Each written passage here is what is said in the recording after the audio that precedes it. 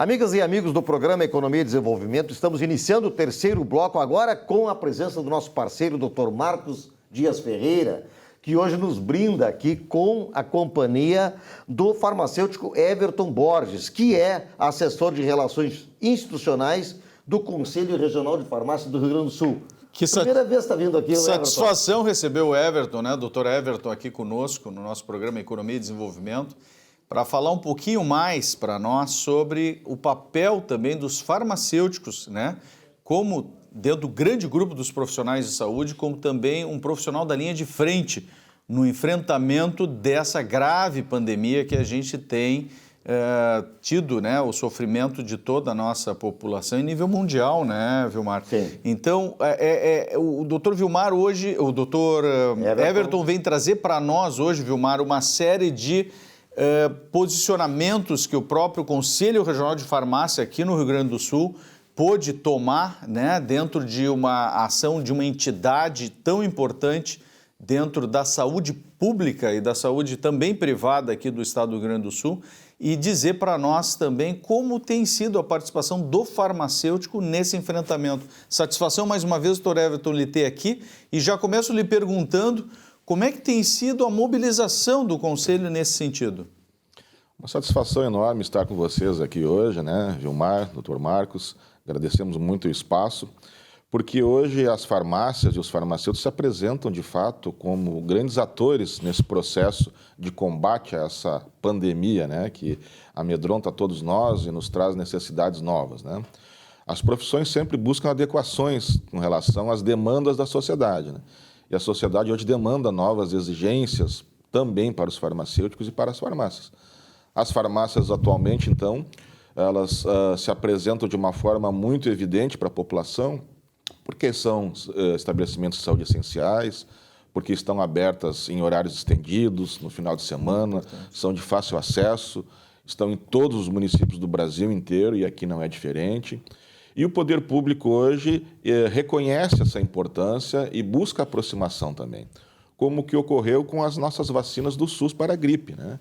Nós tivemos um grande movimento aqui da Prefeitura de Porto Alegre, onde buscou a parceria com grandes redes de farmácias, intermediadas pelo Conselho Regional de Farmácia, onde as farmácias aplicaram vacinas do SUS para o grupo de idosos, evitando que os idosos fossem até os postos de saúde, né, evitando o risco maior de contaminação.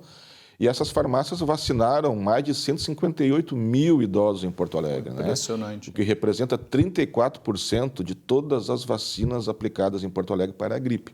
Então, isso já é um grande exemplo do movimento que as farmácias e os farmacêuticos, que são os responsáveis por essa aplicação de vacinas, se apresentam nesse momento, né? Doutor Marcos, a questão da telemedicina é uma situação que vem chegando até nós. Eu próprio já fiz uma consulta por telemedicina. Exatamente. Qual será a influência que terá essa telemedicina no conjunto das farmácias? Pois é, tu sabe, Vilmar, que a gente tem praticado isso diretamente. Eu tenho atendido vários pacientes através da teleconsulta, e as ferramentas de telemedicina são essenciais para que a gente consiga não só fazer a adequada avaliação do paciente no sentido de poder deixar o registro disso dentro de um prontuário eletrônico, mas também ter o acesso às ferramentas que nos permitam prescrever esse paciente mesmo à distância, né, poder atestar também o comparecimento a uma teleconsulta desse paciente também. Então, todas essas ferramentas hoje eu descobri, né, acabei ficando sabendo que o nosso Conselho Regional de Farmácia teve uma participação essencial dentro desse desenvolvimento. Como é que foi isso, doutor Everton? Exato, né? Então, nós buscamos, primeiramente, o próprio Conselho de Medicina buscou o Conselho de Farmácia, tentando aplicar, então, ferramentas, oferecer ferramentas que facilitem o trabalho dos médicos, dos pacientes, principalmente, e dos farmacêuticos nesse momento de pandemia. Então, com a autorização da telemedicina, se tornou também necessária uma ferramenta da prescrição eletrônica, né? Então, nós temos primeiro que diferenciar o que é uma prescrição eletrônica de uma prescrição digitalizada, né? A prescrição eletrônica é aquela que nasce dentro de uma ferramenta controlada, adequada, e não pode sofrer modificações nesse processo.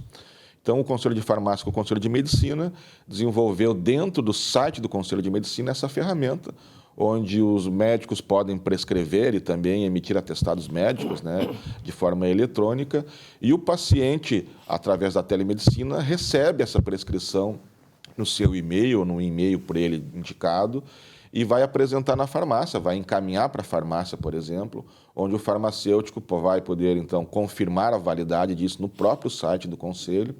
Ele vai validar essa prescrição e vai registrar a dispensação, né? Quando ele vai fazer a entrega do medicamento, ele registra. Então, evitando também que essa prescrição possa ser utilizada de forma indevida, em outras formas, né? E ao registro, então, a segurança total e legal dessa prescrição eletrônica, fazendo, então, com que o paciente se sinta mais seguro, não necessitando ir até o consultório, não necessitando ir até a farmácia, porque também esse é um aspecto importante, né? As farmácias também diminuíram o fluxo presencial e aumentaram muito a teleentrega, né? Alguns dados nos mostram que mais de 70% nesses primeiros meses as teleentregas foram utilizadas pela população também nas farmácias. Que é outra novidade, não é novidade, na verdade, é outro incremento que houve com a questão da pandemia.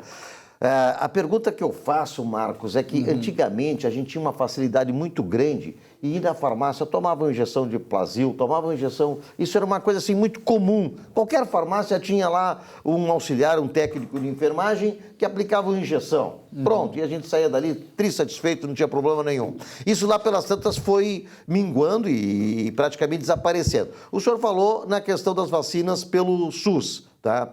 Esse retorno dos atendimentos, ele poderá voltar, doutor Everton? É uma realidade que possa se buscar, que era um conforto para a gente, né? Um conforto tremendo, e na verdade eu sei das previsões, inclusive defendidas até pelo próprio Conselho Federal de Farmácia, no sentido da consulta do farmacêutico, né? Que é algo que tem, obviamente, as suas prerrogativas específicas da área, né? E eu acho que o Dr. Everton também pode nos colocar um pouquinho mais sobre isso. Como é que tem sido esse desenvolvimento, esse espaço que tem sido ocupado também importante dentro da saúde da população, do papel do farmacêutico? Bom, as farmácias, elas são realmente estabelecimentos de saúde essenciais. Nós conseguimos uma lei em 2014 transformando, de fato, as farmácias em estabelecimentos de saúde. A partir de então, o Conselho Federal de Farmácia também regulamentou atividades da farmácia clínica, onde o farmacêutico, então, começa a oferecer serviços farmacêuticos. Então, além do fornecimento de medicamentos, da dispensação de medicamentos, nós oferecemos vários serviços.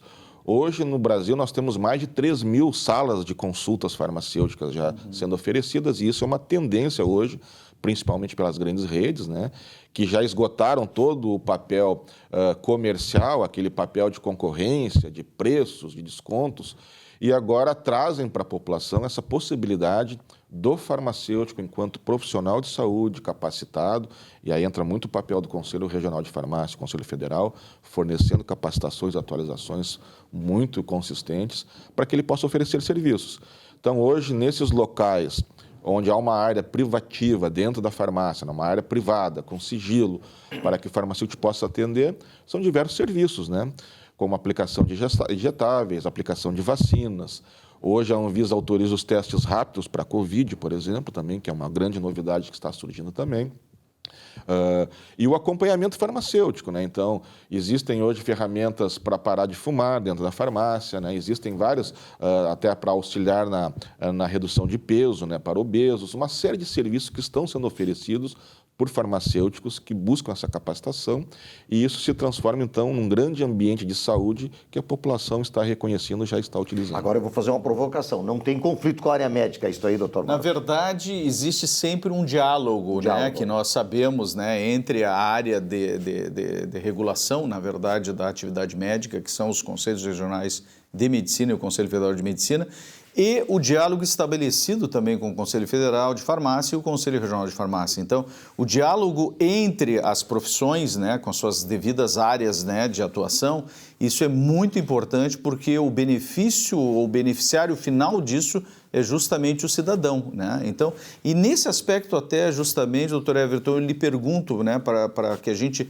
possa trazer isso também para a nossa audiência, que é muito própria aqui também de Porto Alegre, arredores, né, também o Rio Grande do Sul, mas o que o senhor imagina assim que ainda dá para fazer melhor ainda dentro de Porto Alegre? Como é que está a situação hoje das farmácias e do farmacêutico nessa esfera de atuação da nossa capital aqui? Nós estamos primeiro, e esse é o papel do Conselho também, estabelecer os limites de atuação dos profissionais, né, de qualquer conselho. Então, nós não temos conflitos hoje, porque o farmacêutico ele não faz diagnóstico médico, ele faz o acompanhamento daquilo que foi prescrito pelo médico. O que nós trazemos muito seriamente é a questão da adesão do tratamento, né? E esse eu acho que é o grande impacto que tem hoje, né?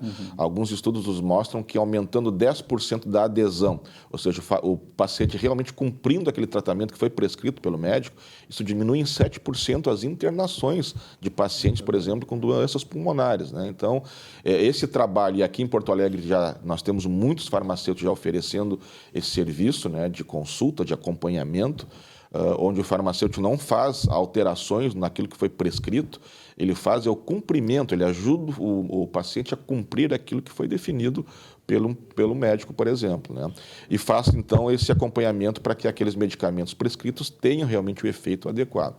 Então, hoje, o Conselho de Farmácia oferece essas capacitações e aqui em Porto Alegre, como em outros municípios, nós já temos muitos consultórios farmacêuticos, né, ou sala de atendimento farmacêutico, até para não confundir com o consultório médico, né? Nós falamos mais em sala de atendimento, para que esses serviços sejam oferecidos e a população tenha, de fato, né, um atendimento, acompanhamento efetivo. E o Conselho de Farmácias ele está em todo o Estado, está presente nos municípios do Estado, tem interiorização? Sim. O Conselho de Farmácia é um conselho um dos que mais fiscalizam a profissão específica, né? Então, só no ano passado nós realizamos mais de 28 mil inspeções. O Conselho de Farmácia abrange todos os municípios, nós temos fiscais em todas as regiões do Estado, permanentemente fiscalizando, né?